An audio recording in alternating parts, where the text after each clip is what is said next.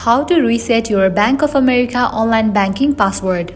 Let's get started. Open any of the browser. At the top you will see the search box. Over there type in bankofamerica.com and search for it.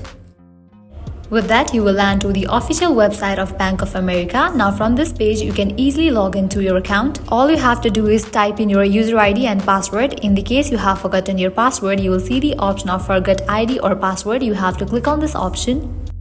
In order to recover your user ID or password, you have to provide these informations. You will need to type in card or account number, last 6 digit.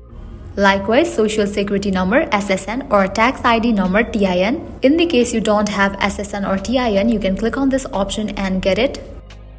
After you fill these, you can click on the option of continue, and in the next page you will be able to reset new password for your account. You will need to type in new password for your Bank of America account, and with that you will be good to go. So this is how you can reset your Bank of America online banking password. At the end, if you guys find this video helpful, don't forget to like, share and subscribe to our channel. Thank you.